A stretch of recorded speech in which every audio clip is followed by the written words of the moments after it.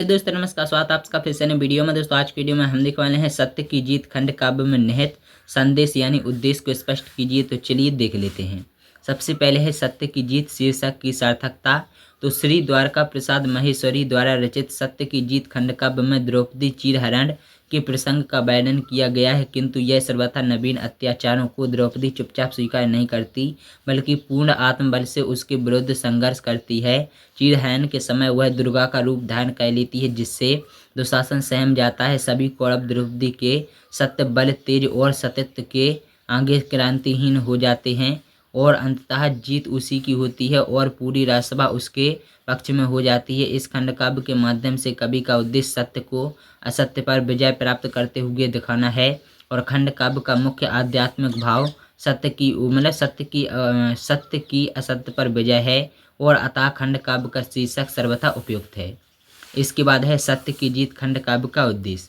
प्रस्तुत खंड काव्य में कवि का उद्देश्य असत्य पर सत्य की विजय दिखाना है और इस खंड काव्य का मूल उद्देश्य मानवीय सद्गुणों एवं उदात्त भावनाओं को चित्रित करके समाज में इनकी स्थापना करना और समाज के उत्थान में नए नारी के समान रूप से सहयोग देना है। इसके बाद पहला आता है नैतिक मूल्यों की स्थापना। सत्य की जीत खंड काव्य में कवि ने दुशासन और दुर्योधन के छल कपट दम्य ईर्ष्या अनाचार शस्त्र बल आदि की पराजय दिखाकर उन पर सत्य न्याय प्रेम मैत्री करना श्रद्धा आदि मानव मूल्यों की प्रतिष्ठा की है। कवि का विचार है कि मानव को भौतिकवाद के गर्त से नैतिक मूल्यों की स्थापना करके ही निकाला जा सकता है। जहाँ है सत्य, यहाँ है धर्म, जहाँ है न्याय, वहाँ है जीत। इसके बाद है दूसरा है नारी की प्रतिष्ठा। प्रस्तुत खंड काव्य में कवि ने द्रौपदी को कोमलता व श्रृंगार की मूर्ति के रूप में नहीं बल्कि दुर्गा के रूप में प्रतिष्ठित किया है। कवि ने द्रौपदी को उस नारी के रूप में प्रस्तुत किया है जो अपने सतत्व और मर्यादा की रक्षा के लिए चंडी और दुर्गा बन जाती है। यही कारण है कि भारत में नारी की शक्ति को दुर्गा के रूप में स्वीकार किया गया है। द्रौपदी दुशासन से स्पष्ट कह देती है कि नारी का अपना स्वतंत्र अस्तित्व है और वह पुरुष की संपत्ति या भोग्य नहीं है। समय पड़ने पर वह कठोरता का वर्ण भी कर सकती है। तीसरा आता है स्वार्थ एवं ईर्ष्या का विनाश। आज का मनुष्य स्वार्थी होता जा रहा है। स्वार्थ भावना ही संघर्ष को जन्म देती है। इनके बस में होकर व्यक्ति कुछ भी कर सकता है। इसे कवि ने द्रौपदी चीरहरण की घटना के माध्यम से दर्शाया है।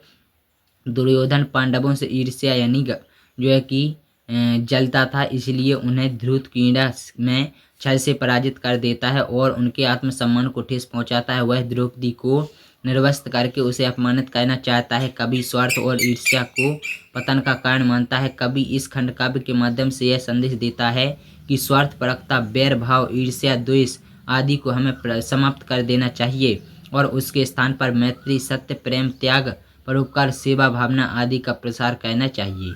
इसके बाद चौथा आता है प्रजातांत्रिक भावना का प्रतिपादन। तो प्रस्तुत खंड काव्य का संदेश यह है कि हम प्रजातांत्रिक भावनाओं का आदर करें। कवि ने निरंकुशता का खंडन करके प्रजातंत्र की उपयोगिता का प्रतिपादन किया है और निरंकुशता पर प्रजातंत्र एक अंकुश है। और राज्यसभा में द्रौपदी के प्रश्न पर जहां दुर्योधन, दुशासन और कर्ण अपना तर्क प्रस्तुत करते हुए धृतराष्ट्र अपना निर्णय देते समय जन भावनाओं को पूर्ण ध्यान में रखते हैं। इसके बाद आता है विश्व बंधुत्व का संदेश। तो सत्य की जीत खंड काव्य में कवि ने यह संदेश दिया है कि सहयोग और सह अस्तित्व से ही विश्व का कल्याण होगा। जिए हम और जिए सब लोग। इससे सत्य, अहिंसा और न्याय, मैत्री करना आदि को बल मिलेगा और समस्त संसार एक कुटुंब की भांति प्रतीत होने लगेगा। छठवां है निरंकुशवाद के दोषों का प्रकाशन।